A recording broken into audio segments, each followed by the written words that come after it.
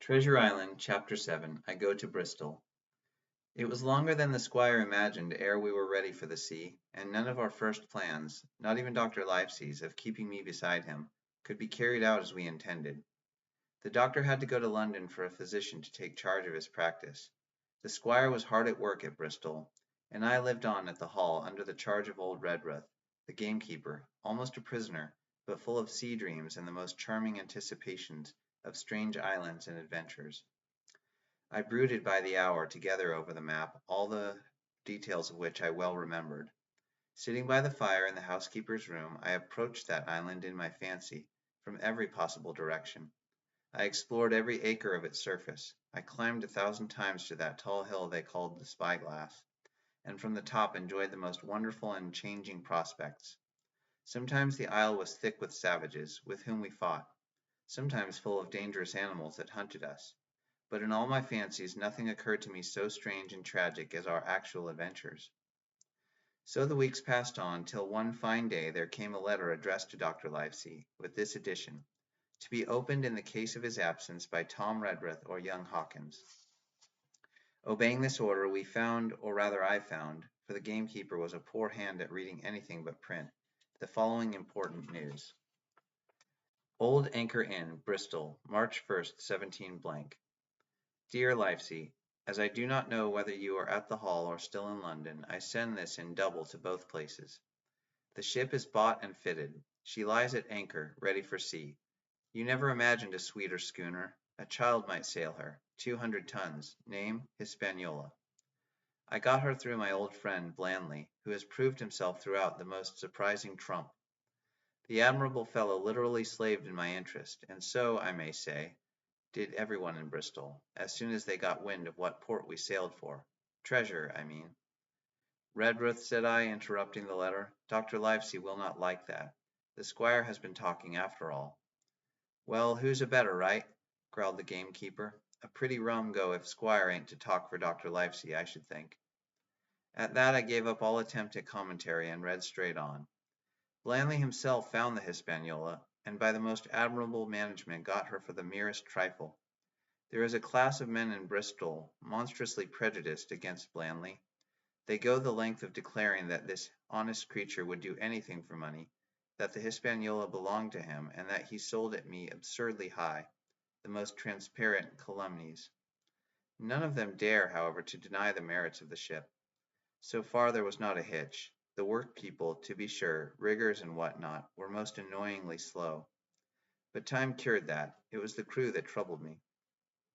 I wished a round score of men, in case of natives, buccaneers, or the odious French, and I had the worry of the deuce itself to find so much as half a dozen, till the most remarkable stroke of fortune brought me the very man that I required. I was standing on the dock, when, by the merest accident, I fell in talk with him. I found he was an old sailor, kept a public house, knew all the seafaring men in Bristol, had lost his health ashore, and wanted a good berth as cook to get to sea again. He had hobbled down there that morning, he said, to get a smell of the salt. I was monstrously touched, so would you have been, and out of pure pity I engaged him on the spot to be ship's cook. Long John Silver he is called, and has lost a leg, but that I regarded as a recommendation, since he lost it in his country's service under the immortal Hawke. He has no pension, Livesey. Imagine the abominable age we live in.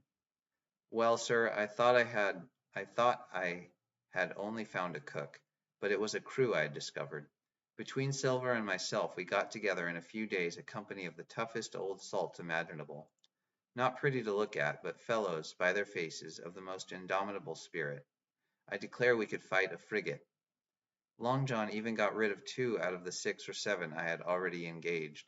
He showed me in a moment that they were just the sort of freshwater swabs we had to fear in an adventure of importance. I am in the most magnificent health and spirits, eating like a bull, sleeping like a tree, yet I shall not enjoy a moment till I hear my old tarpaulins trumping round the capstan. Seaward ho! Hang the treasure! It's the glory of the sea that has turned my head. So now, Livesey, come post. Do not lose an hour, if you respect me. Let young Hawkins go at once to see his mother, with Redruth for a guard, and then both come full speed to Bristol. John Trelawney. Postscript. I did not tell you that Blandly, who, by the way, is to send a consort after us if we don't turn up by the end of August, had found an admirable fellow for sailing master, a stiff man, which I regret, but in all other respects a treasure. Long John Silver unearthed a very competent man for mate, a man named Arrow.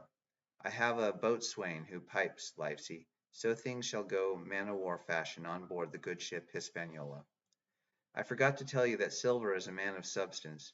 I know of my own knowledge that he has a banker's account, which has never been overdrawn.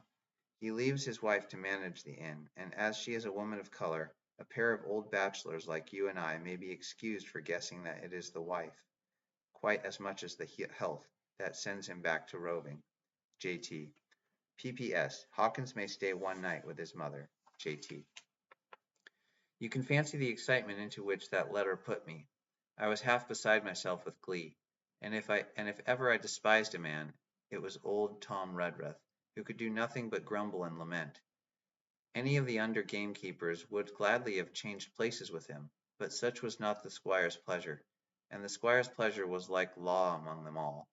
Nobody but old Redruth would have dared so much as even to grumble. The next morning he and I set out on foot for the Admiral Benbow, and there I found my mother in good health and spirits.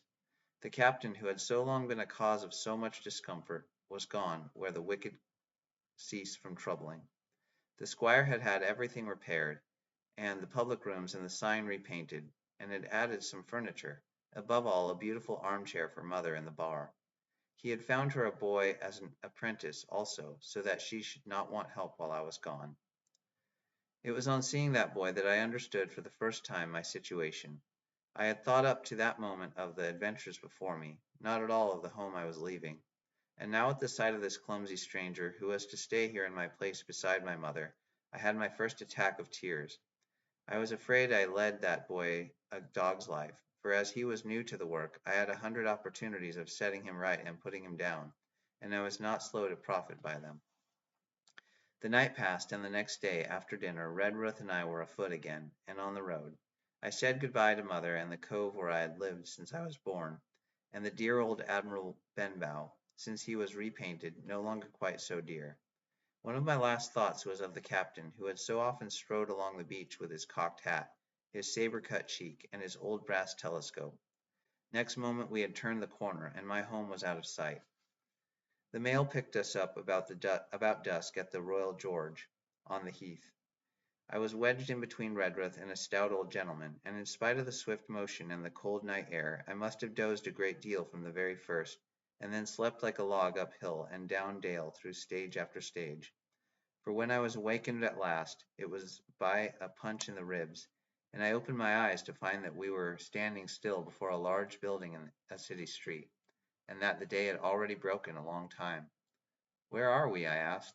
"Bristol," said Tom. "Get down." Mr. Trelawney had taken up his residence at an inn far down the docks, to superintend the work upon the schooner. Thither we had now to walk, and our way, to my great delight, lay along the quays and beside the great multitude of ships of all sizes and rigs and nations. In one, sailors were singing at their work. In another there were men aloft, high over my head, hanging to threads that seemed no thicker than a spider's.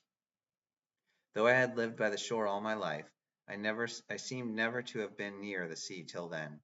The smell of tar and salt was something new. I saw the most wonderful figureheads, and had all been far over the ocean.